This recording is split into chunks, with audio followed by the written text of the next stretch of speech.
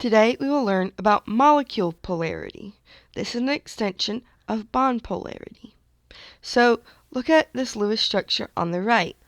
You have oxygen in the middle with two lone pairs of electrons, and it is bonded to two hydrogens.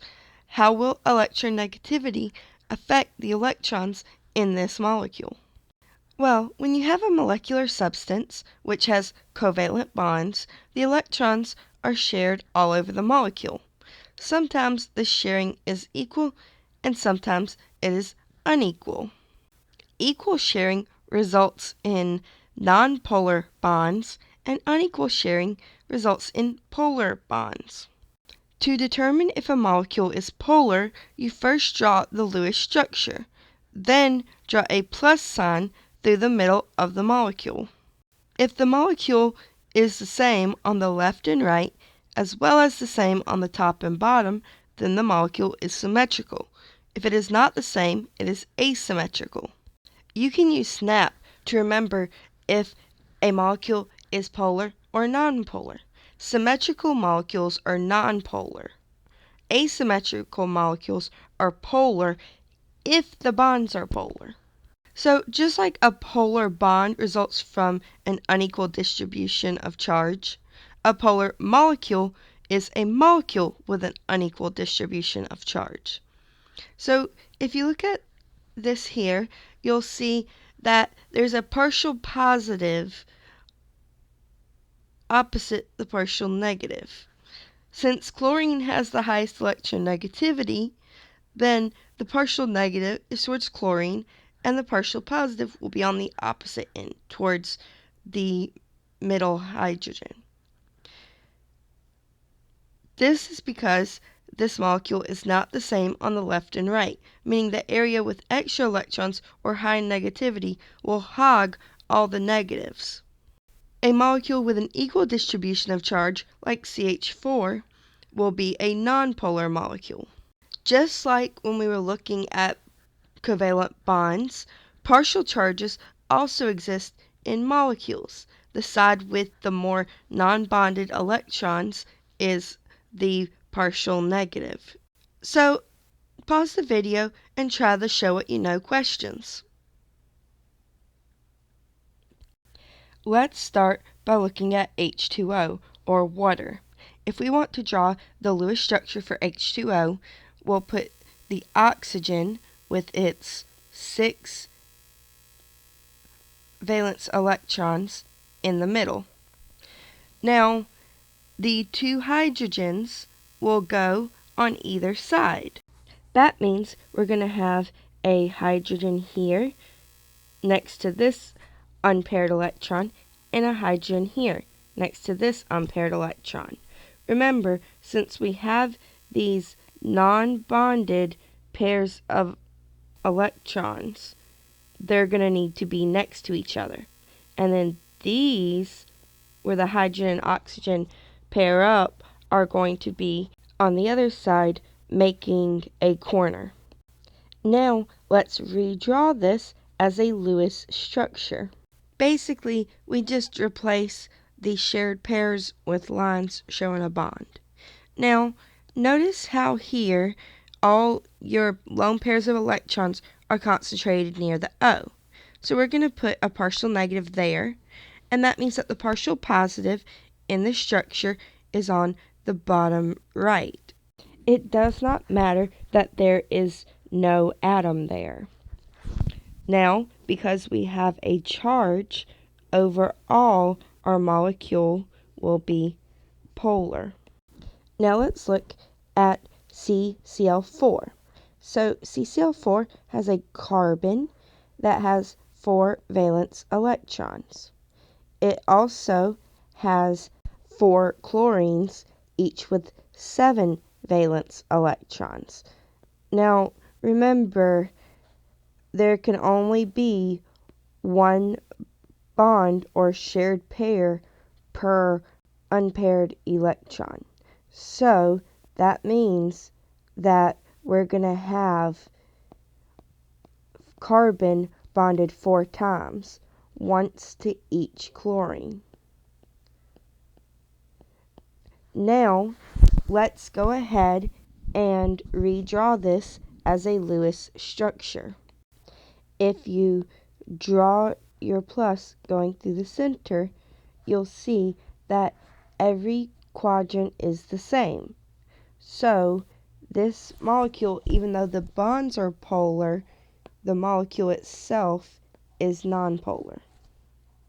Next, we will have a look at Br2. Well, Br2 is made up of two bromines, and each bromine has 1, 2, 3, 4, 5, 6, 7 valence electrons. So, you'll see there's only one unpaired electron on each bromine that can pair up. If we redraw our Lewis structure, it'll look like this, with the shared pairs replaced with a line showing their bond. Since there's no electronegativity difference between bromine and bromine, then the bond is nonpolar, which means the molecule has to be nonpolar. You could also try drawing your plus and see that both bromines are the same, or both sides are the same. Now let's look at HCl. HCl has an H on one side and a Cl with 7 valence electrons on the other. When they bond, you end up with a single bond between them and 6 lone pairs of electrons on the chlorine. Because the chlorine is more electronegative than the hydrogen, the partial negative will end up on the chlorine, which has all the lone pairs of electrons, and the partial positive will end up next to the hydrogen. Because you have a partial negative and a partial positive, this whole molecule is polar. Now let's look at C2H6. Because each carbon has 4 unpaired valence electrons, it can form 4 bonds.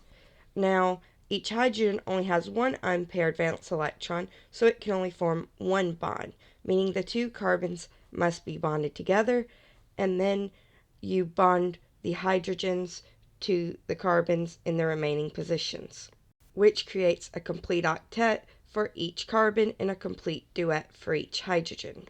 Although the carbon-hydrogen bond itself is going to be polar, the molecule formed by combining all the polar bonds is actually nonpolar because there's symmetry on the top and bottom as well as the left and right of the molecule. Next, we're going to look at SH2, which, just like H2O, has the non-hydrogen atom in the middle, and all of the lone pairs of electrons are going to be near each other, and the hydrogens are going to be opposite the electrons. Notice how sulfur is in the top left corner, having all of these electrons, whereas the hydrogens do not. There's no electrons down here in this corner to balance it out. So we're going to say that this molecule has a partial negative charge near the sulfur and a partial positive charge in the bottom right corner, resulting in the molecule itself being considered polar. Now let's have a look at oxygen, or O2. Once again, oxygen has 6 valence electrons. 2 of them are paired, 2 of them are unpaired, and the unpaired electrons will pair up with electrons from the other oxygen, resulting in 2 lone pairs on each oxygen and a double bond between them. Now, if we draw our plus here, we will see that both the left and the right side and the top and bottom are the exact same. So that means that this molecule is going to be considered nonpolar. Now let's look at NH3. Well, nitrogen has 5 valence electrons. 2 of them are a lone pair and the other 3 are unpaired. And each of these unpaired electrons will pair up with a unpaired electron or the only valence electron on one of the hydrogens. So we have a nitrogen in the center with an unbonded lone pair of electrons, and we have hydrogens on each side, like bonds to hydrogen. And when we draw our plus, we see that although the left and right sides are symmetrical, the top and bottom are not. So what's going to happen is we're going to end up with a partial negative on the top where all the electrons in lone pairs are, and at the bottom, opposite that, we're going to have our partial positive. So that means that this molecule as a whole will be polar. Now let's look at CO2. If we look at CO2, there's a carbon with 4 unpaired valence electrons and 2 oxygens, each with 6 valence electrons. 4 of them make 2 lone pairs, and the other 2 are unpaired electrons. So carbon's going to reach out all 4 of its unpaired electrons, and one oxygen is going to share 2 of its electrons, the 2 unpaired ones, with 2 from the carbon, making a double bond. And the other oxygen is going to do the exact same with the remaining 2 unpaired electrons on the carbon, meaning we have carbon in the center with 2 double bonds, one set of double bonds to each oxygen. Now, if we draw our plus, we'll see that the top, bottom, left, and right are all the same, which means that we actually have a nonpolar molecule. Let's consider PCl3. Well, we already know that chlorine has 7 valence electrons, which form 3 lone pairs and 1 unpaired electron that can bond.